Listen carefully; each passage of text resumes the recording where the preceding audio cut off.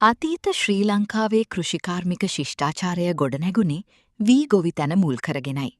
ඒ රන්වන් ගොයම් යාය දෙස බලා අපේ ගොවි පියා සතුටු වුණා. නමුත් අස්වනු නෙලාගත් පසු ඒ වීටික ආරක්ෂිතව ගබඩා කරගත්තේ කොහොමද? ඒ සඳහා අපේ මුතුන් මිත්තන් සතු වූ විශ්මිත තාක්ෂණික දායාදය තමයි අටුව. අටුව යනු සාමාන්‍ය ගබඩාවක් නොවේ. ඒ ඉංජිනීරුමය වශයෙන් ඉතා දියුණු නිර්මාණයක්. පොළොව මට්ටමින් උසට ලී කණුමත ඉදිකළ මෙය තෙතමනීන් වී ආරක්ෂා කිරීමට උපකාරී වුණා. විශේෂයෙන්ම අටුවේ කණුවටා සවිකර තිබූ මී වලලු මගින් මියන්ට අටුව තුළට පිවිසීම අසීරු කළා. මැටි සහ ලීවලින් නිර්මාණය වූ බිත්ති සහ පිදුරු සෙවිලි කළ වහල මගින් ඇතුළත උෂ්ණත්වය ස්ථාවරව තබාගත්තා.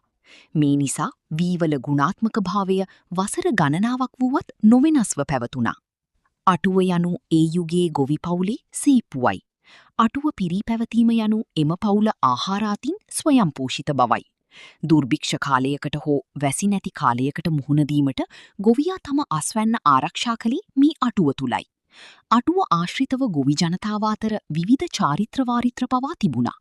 අලුත් සහල් මංගල්‍යයේදී මුලින්ම අටුවෙන් වී අරගෙන තමයි බුදුන් වහන්සේට සහ දිවියන්ට පූජා කළේ.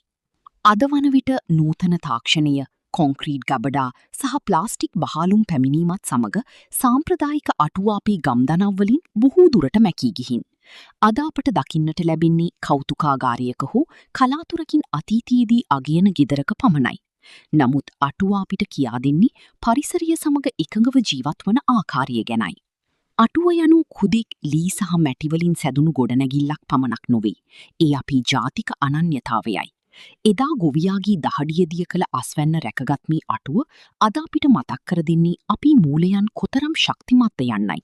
අනාගත පරපුරටත් අපි මේ උරුමය ගැන කියාදීම අපේ වගකීමක්.